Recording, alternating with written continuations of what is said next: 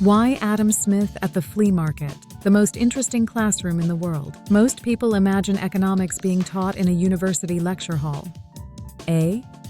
Because almost every economic principle ever discovered can be found between the funnel cake stand and a man selling rusty tractor parts. A flea market is economics in its natural habitat. No fancy theories. No complicated equations. Just people. People buying. People selling. People negotiating. People cooperating. People competing. People trying to make a living. And occasionally, people trying to sell something nobody wants. Hank visits the Saturday market. One bright Saturday morning, Hank loads a few tools into his pickup truck and drives to the county flea market. The market stretches across several acres. There are vendors selling vegetables, honey, livestock, antiques, used tools, homemade crafts, electronics, furniture, books, tractor parts. The smell of barbecue drifts through the air. Children run between booths. Farmers talk crops. Mechanics talk engines. Everyone seems to be buying, selling, swapping, or negotiating.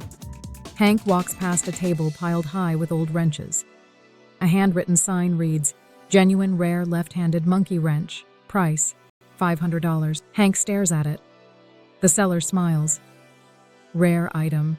Never seen one before," Hank replies. "Exactly. Maybe because they don't exist." The seller laughs. "That's what makes it rare." Adam Smith arrives. Now imagine a strange thing happens. A gentleman in 18th century clothing appears near the entrance. He carries a notebook. He looks around with great curiosity. This gentleman is Adam Smith. Not the statue. Not the textbook version. The actual Adam Smith. He observes everything carefully. Within minutes, he smiles. "Ah," he says. "There it is." "What?" asks Hank. "The economy." What Adam Smith really saw. Many people think Adam Smith worshipped money. He did not. Many think he worshipped corporations. He did not. Many think he believed greed solves everything. He certainly did not. What Smith actually studied was cooperation. He noticed something remarkable. People who never meet one another still help one another. The baker makes bread. The farmer grows wheat. The miller grinds grain. The truck driver moves supplies. The mechanic repairs equipment. The customer buys lunch. Each person pursues their own interests. Yet somehow society benefits. No central planner tells everyone what to do. The system organizes itself through exchange. This fascinated Smith. The pencil miracle economists often use the example of a pencil. Look at an ordinary pencil. It seems simple, yet creating it requires loggers, sawmills, miners, graphite processors, paint manufacturers, factory workers, transportation companies, retail stores. Thousands of people contribute. Most never meet. None understand every step. Yet the pencil appears on a store shelf. The same principle operates at the flea market. Every table tells a story of specialization. The chicken farmer. Hank stops at a booth run by Martha. Martha raises chickens. She sells eggs, chickens, homemade noodles, fresh bread. Hank asks why she doesn't also repair tractors. Martha laughs. "Because I'd starve." Adam Smith nods. Specialization. One of the most important concepts in economics. When people focus on what they do best, productivity increases. The farmer farms. The mechanic repairs. The teacher teaches. The doctor heals. The carpenter builds. Everyone becomes more efficient. Society becomes wealthier. Not because anyone works harder, because labor becomes organized.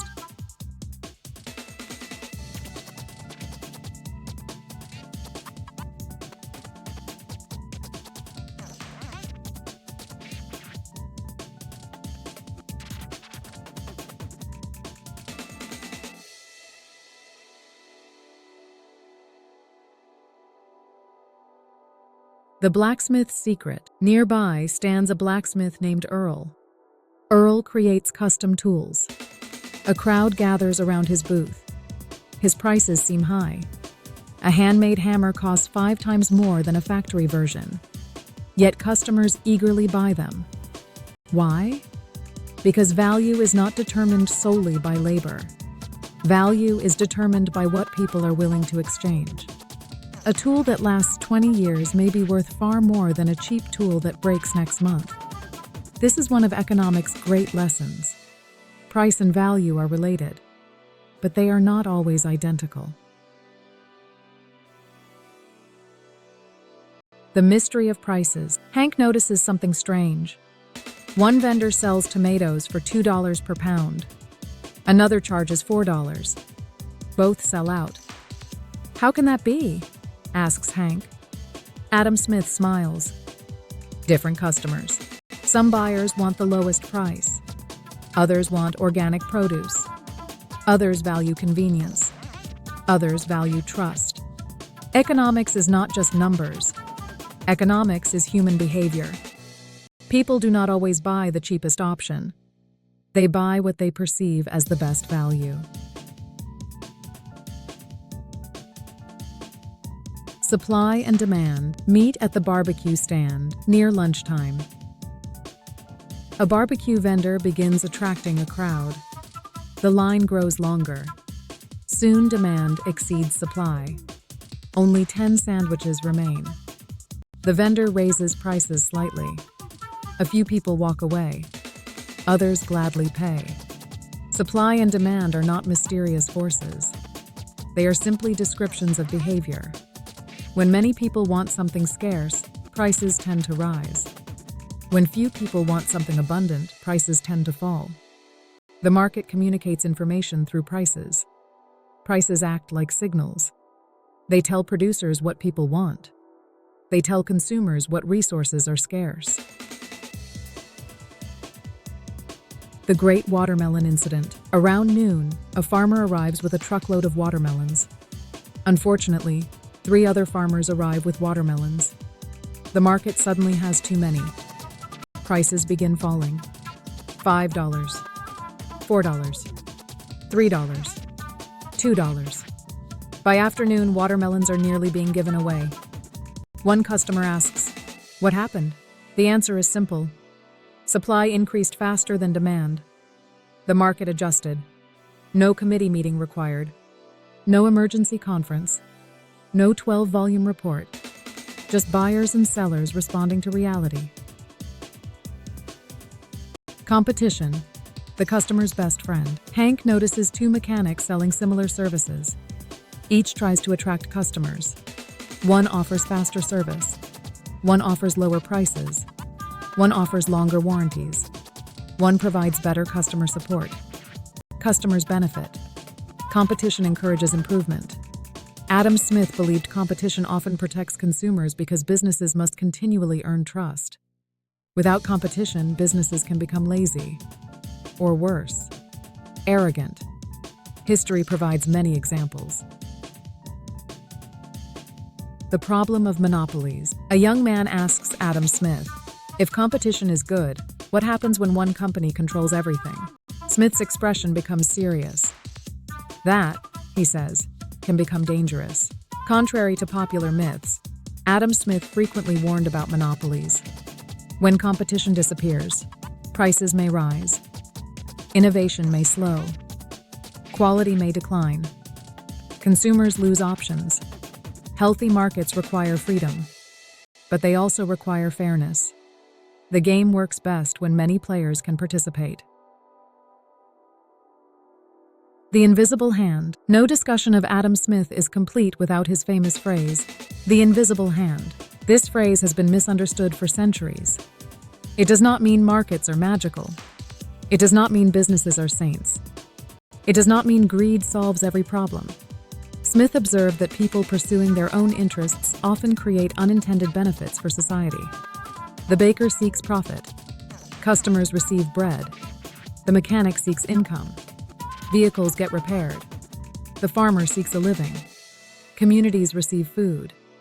The process resembles an invisible coordination system. Not perfect, not miraculous, but often surprisingly effective. Hank sells a tractor part. Late in the afternoon, Hank sells an old tractor part. He had considered it junk. A collector eagerly pays $50. Hank is amazed. "I thought it was worthless." The collector smiles. "I've been searching for one of those for 6 months." Value depends on perspective. One person's clutter becomes another person's treasure. Markets help discover value. This process happens millions of times every day. The digital flea market. As the day ends, Adam Smith notices people checking their phones. He becomes fascinated. Someone explains online marketplaces, websites connecting buyers and sellers across continents, digital auctions, cryptocurrency exchanges, global supply chains, electronic payments. Smith laughs. The flea market has become enormous. The principles remain unchanged. Technology evolves. Human nature remains surprisingly consistent. People still seek value. People still solve problems. People still exchange goods and services. The tools change. The fundamentals endure. The forgotten ingredient. As the sun begins to set, Adam Smith gathers everyone together. "Most people think markets run on money," he says. They do not. The crowd looks puzzled. "What do they run on?" asks Hank. Smith points around the market. Trust.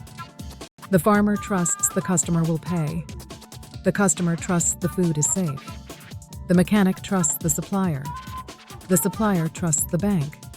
The bank trusts the borrower. Trust is the invisible foundation beneath every transaction. When trust collapses, economies struggle. When trust grows, economies flourish. Hank's third discovery. Driving home, Hank reflects on everything he learned. He realizes economics is not merely about dollars. It is not merely about banks. It is not merely about governments. Economics is the study of how people cooperate to create value. The flea market looked chaotic, yet beneath the surface, it possessed a remarkable order. Everyone was solving problems. Everyone was exchanging value. Everyone was helping meet someone else's needs. The result was prosperity. Not perfect prosperity, not equal prosperity, but genuine prosperity. Chapter summary. Adam Smith's greatest insight was not that money matters. His greatest insight was that productive people cooperating through voluntary exchange can create extraordinary wealth. At the flea market, we discover specialization increases productivity. Trade benefits both parties. Prices communicate information. Competition encourages improvement. Monopolies can create problems. Supply and demand influence prices. Trust underlies all commerce. Value is subjective.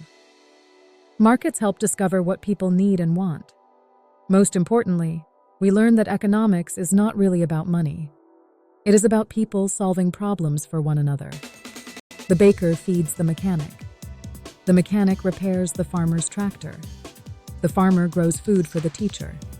The teacher educates the baker's children. The entire system becomes a giant network of cooperation. And somewhere, between the barbecue stand and the fellow selling the rare left-handed monkey wrench, Adam Smith smiles and quietly writes another note in his book. The economy, he realizes, is still alive and well. Global Robotics Corporation, Robert Coley.